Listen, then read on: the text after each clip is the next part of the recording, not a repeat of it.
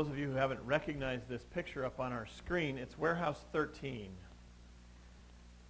And that is where the Lost Ark is currently located, at least according to the movies. After Indiana Jones where's Indy? After Indiana Jones rescued it from the Egyptians, the United States government took the Ark back and put it in Warehouse 13, which you see behind him. And it's still there, I'm sure, because I saw it in a movie. Actually, in the last movie, they are running through that place, and they knock it over, and you see it again. So I'm sure it's still there, at least according to the movie. It was a documentary, that's right. It was actually a documentary on Indiana Jones's life, Henry Jones Jr.'s life. But we know that this is not where the Ark is. Now, if you really want to know where the Ark is, there's two possibilities. One is it's in an island in Ethiopia. There's a group of Christians. Yes, people are going, what? There's a group of Christians who claim to have had the Ark since Jeremiah's day. Jeremiah, after he was hauled off to Egypt by his own people, the theory is that he took the Ark down to Egypt with him, and the Coptic Christians there have kept that Ark safe all of these years, and it's on an island. They claim it's on an island in a little chapel building, and in this fairly safely guarded place, and nobody's allowed there and nobody's allowed in. They claim to have had it since 400 BC. My personal thought is that it is at underneath the temple, the current temple location in Jerusalem, where the temple used to stand, and Jeremiah hid it in one of these caves. They have actually done soundings using modern seismological technology and done soundings, and they've gotten information back that there are caverns underneath the Temple Mount. I believe that the Ark is there. On the other hand, the Ark might just be gone. Somebody might have just melted it down and used the gold to buy beer or whatever they did. Finance their army to kill people for what all I know. But it really doesn't matter where the Ark is. What matters in our story today, and what matters in any story, whether it's in Samuel or whether it's in Jeremiah or whether it's Indiana Jones, is whether God is still here. That's really what counts. And the people in our story today recognized that God had left. It was not just the Ark that had gone. It was God who had left the scene. Now, we talked about the curse against Eli. An unnamed prophet and Samuel had both prophesied against the house of Eli and pronounced this dreadful curse upon them. And now the curse is proceeding. We read last week that the sons of Eli had died in this battle, and the Ark had been captured. And now today we see that Eli as well dies for his sins. He not only dies, but Ichabod is also made an orphan. Isn't Ichabod a great name? Didn't we want to name our kids Ichabod? It would be a tremendous thing to give your kid that handle through the rest of his life. You might as well name him Ndamukong Suh. Some good name like that.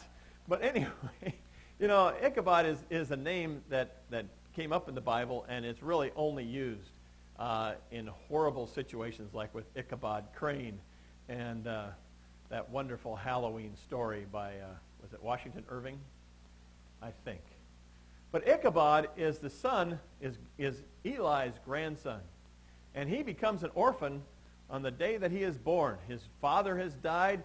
His mom is notified that her husband has passed away. She goes into premature labor, and then she dies as well.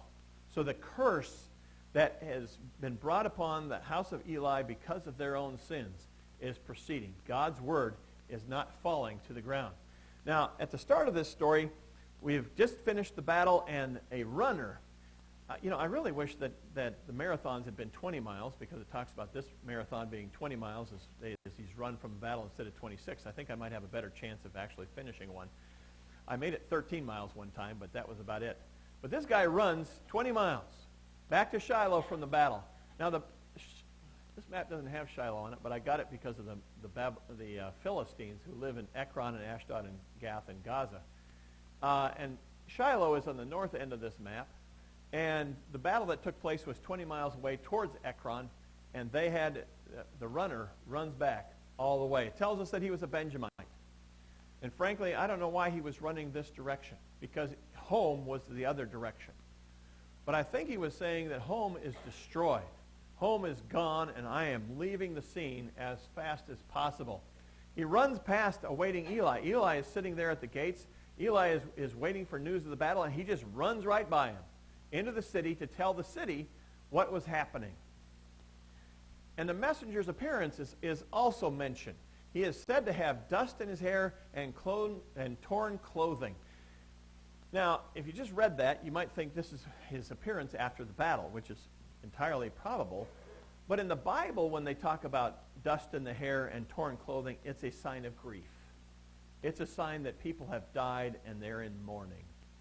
And really, I think this is what the author of Samuel is telling us, that this is something that we should be grieving over. Blind Eli could not see the signs. He could not see what was going on, and this guy just ran right by him, didn't say a word, just kept on going until he ran into town. So he calls him back. Eli knew something bad had happened. He heard the cry in the town, but he didn't know exactly what was going on. His main concern, and here Eli actually shows, again, some signs of spiritual life, even though most of the time he was blind to what God was saying, he actually could see that the important thing here was not the safe return of his sons, but the safe return of the ark. And he wants to know what's going on. And so he calls this Benjamite back to him, and he asks for these details. And the author here gives us this dialogue to build up the drama of this situation so we know the catastrophe that happened. He starts by saying that Israel has fled. And Eli probably is going, oh, that's not so bad. You know, at least they're not dead. And then he goes on to say, oh, no, the army has suffered heavy losses. Oh, wow. That's not so bad. You know, they're dead, but, you know, the leadership is still intact. Oh, no, your 2 sons are dead too. Oh, well, that's not so bad because we still have the ark. Oh, no, the ark has been captured. It just builds and builds, and it hammers Eli. You know, in each of these statements, it pounds away on it until we come to that horrible conclusion that the ark of God has been captured. Well, Eli is stunned, and he falls off of his chair and dies. His death is significant. One, it signifies that the end of his reign and the end of his son's reign as high priest is over. God has prophesied this, and it has come true. But it also means that this has ended an abomination that is going on in Israel. With the death of Eli, the horrible sins of false sacrifices and of treating God with contempt were done with his death. Dagon also would fall and break his neck. Dagon was the Philistine god. He had a big statue of him in their Philistine temple. And when they brought the ark into the Philistine temple and said, hey, listen, our God conquered your God, well, they woke up the next day and Dagon was over on his side and he had his neck broken too. God starts at home with cleansing his own house, but that doesn't mean that he's not going to take care of the rest of the world as well. Both of these things happen. Now, at the time of Eli's death, one of the last things it says about Eli is that he was heavy. Now, that's a material statement. He was a heavy man. But it's also a symbolic statement, because in Hebrew, heavy can mean a lot of different things. It can mean honor. Wow, that's heavy. You know, it can mean that you have some weight to you. You have weight in this world. It can mean heavy. It can mean just large. It can also mean burdensome. My burden is too heavy to bear.